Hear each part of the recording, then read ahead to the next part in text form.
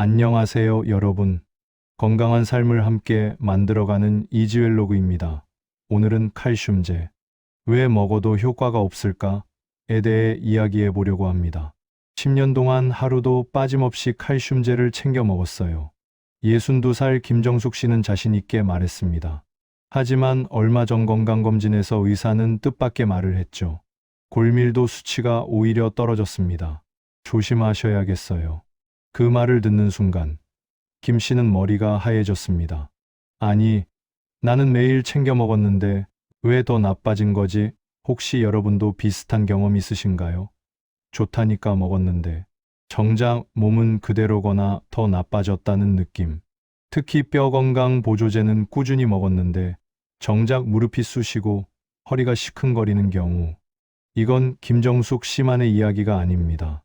저희가 상담을 해보면 10명 중 7명 이상이 칼슘제는 꼬박꼬박 챙긴다고 대답합니다.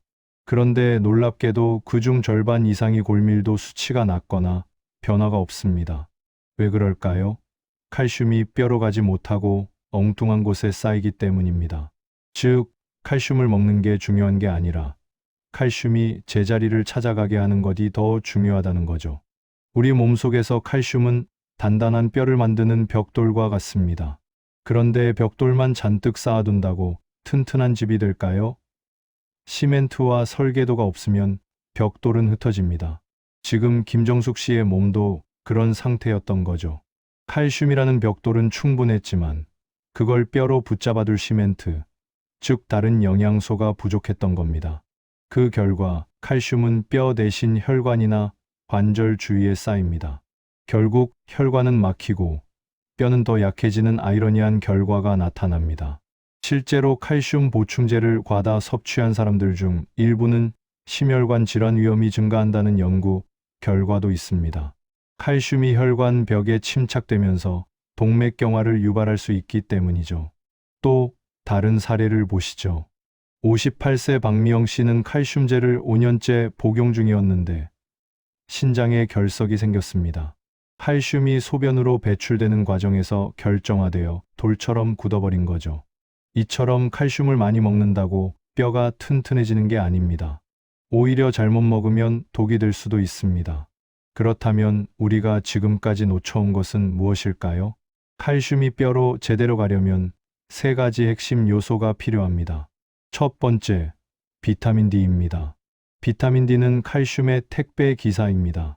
아무리 칼슘이 많아도 비타민 D가 없으면 장에서 흡수조차 되지 않습니다. 우리나라 성인의 약 90%가 비타민 D 부족 상태라는 통계가 있습니다. 특히 실내 생활이 많고 햇빛을 쬐는 시간이 짧은 현대인들은 더욱 그렇죠. 비타민 D는 피부가 햇빛의 자외선을 받을 때 합성됩니다. 하루 15분에서 30분 정도 팔과 다리를 노출하고 햇빛을 쬐면 충분하지만 자외선 차단제를 바르거나 실내에만 있으면 합성이 안 됩니다. 두 번째, 비타민 K입니다.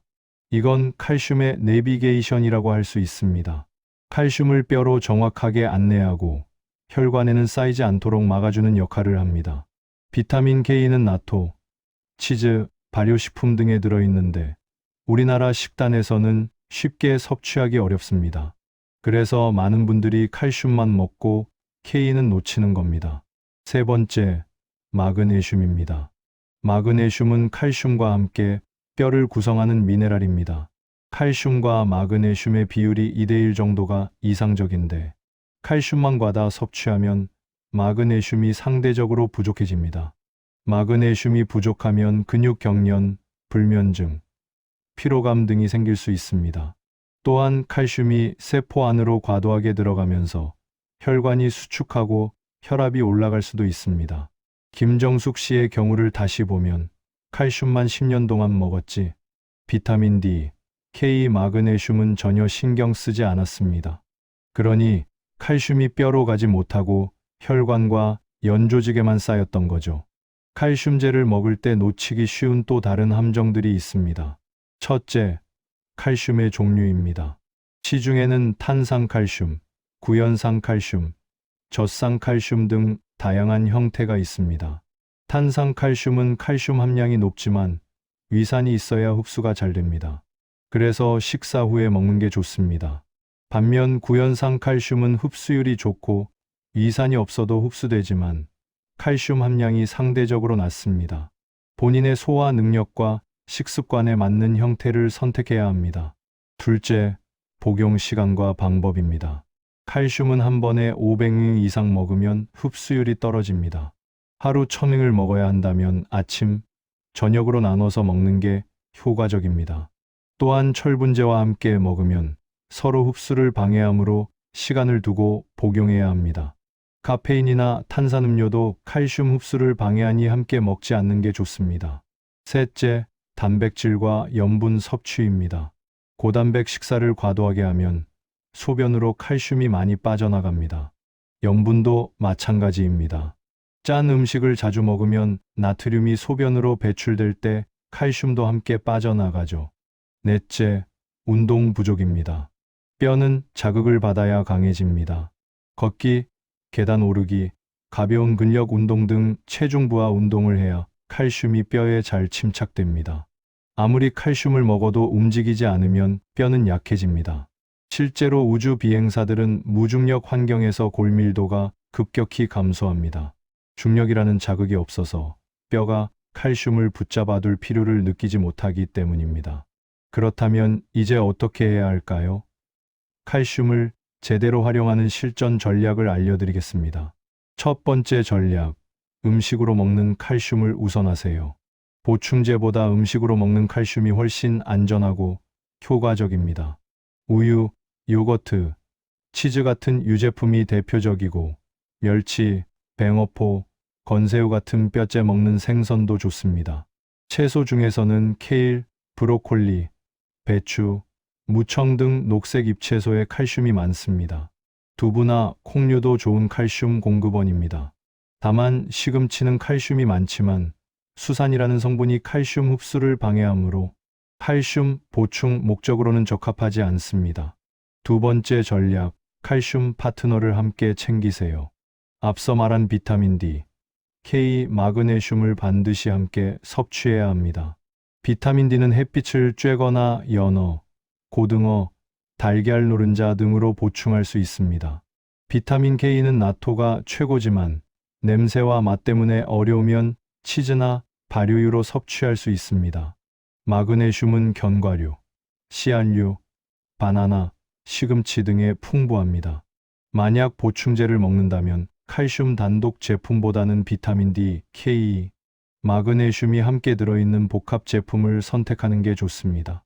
세 번째 전략, 뼈를 자극하는 운동을 하세요. 일주일에 3회, 4회, 30분 이상 걷기나 조깅을 하세요. 계단 오르기도 훌륭한 운동입니다. 근력 운동도 병행하면 더 좋습니다. 중요한 건 꾸준함입니다.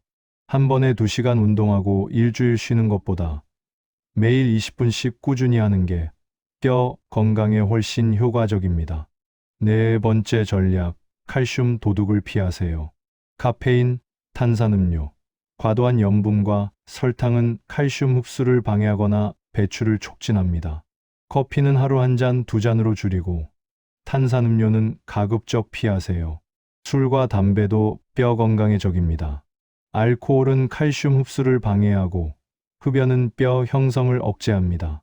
다섯 번째 전략, 정기적으로 검사하세요. 골밀도 검사는 50세 이후 여성, 70세 이후 남성은 필수입니다. 조기 폐경이나 가족력이 있다면 더 일찍 검사받는 게 좋습니다. 혈액 검사로 비타민 D 수치도 확인할 수 있습니다. 자신의 상태를 정확히 알아야 맞춤 대응이 가능합니다. 김정숙 씨는 그 후 전략을 바꿨습니다. 칼슘제만 먹던 습관을 버리고 비타민 D와 K, 마그네슘이 함께 들어있는 복합 제품으로 바꿨습니다. 식단도 개선했습니다. 아침에 요거트와 견과류, 점심에 멸치볶음이나 두부 반찬, 저녁에 녹색 채소를 꼭 넣었습니다. 매일 30분씩 동네를 걸었고 일주일에 2번은 가벼운 스쿼트와 플랭크도 시작했습니다. 6개월 후 다시 검사를 받았을 때 골밀도 수치가 조금씩 회복되기 시작했습니다. 1년이 지난 지금 무릎 통증도 많이 줄었고 허리도 한결 가벼워졌다고 합니다. 칼슘만 먹으면 되는 줄 알았는데 이렇게 여러 가지가 함께 작용하는 거였네요. 진작 알았더라면 좋았을 텐데. 김정숙 씨의 말처럼 뼈 건강은 칼슘 하나로 해결되지 않습니다. 몸 전체의 균형과 생활 습관이 함께 바뀌어야 합니다. 칼슘만 믿은 10년의 결과가 이렇다면 이제 방향을 바꿔야겠죠. 칼슘을 먹는 것보다 칼슘이 뼈로 가는 환경을 만들어야 합니다. 즉, 뼈 건강은 칼슘 섭취의 문제가 아니라 몸의 밸런스의 문제입니다. 오늘 말씀드린 내용을 정리하면 이렇습니다. 첫째, 칼슘만으로는 부족합니다. 비타민 D, K, 마그네슘이 함께해야 칼슘이 뼈로 갑니다. 둘째, 음식으로 먹는 칼슘이 보충제보다 안전하고 효과적입니다. 셋째, 운동으로 뼈에 자극을 줘야 칼슘이 뼈에 침착됩니다. 넷째, 칼슘 흡수를 방해하는 카페인, 탄산음료, 과도한 염분을 피하세요. 다섯째, 정기적인 검사로 자신의 상태를 확인하세요. 여러분, 지금 당장 실천할 수 있는 것부터 시작해 보세요. 오늘 저녁 식사에 두부 반찬 하나 추가하고 내일 아침 15분만 햇빛을 쬐어 보세요. 작은 변화가 모여 큰 결과를 만듭니다. 칼슘제를 먹고 있다면 단독 제품인지 복합 제품인지 확인해 보세요. 단독 제품이라면 비타민 D와 K, 마그네슘을 추가로 고려해 보시길 바랍니다. 무엇보다 중요한 건 뼈 건강은 하루아침에 좋아지지 않는다는 사실입니다. 꾸준함이 답입니다. 6개월, 1년 후 여러분의 뼈가 얼마나 튼튼해졌는지 기대해 보세요. 지금 구독과 좋아요를 눌러주시면 앞으로도 실용적인 건강 정보를 계속 받아보실 수 있습니다. 댓글로 여러분의 경험도 나눠주세요. 궁금한 점이 있으면 언제든 물어봐 주시고요. 여러분의 뼈는 다시 강해질 수 있습니다. 그 첫걸음, 바로 오늘부터 함께 시작해보죠. 다음 영상에서 더 유익한 내용으로 찾아뵙겠습니다. 오늘도 건강하세요.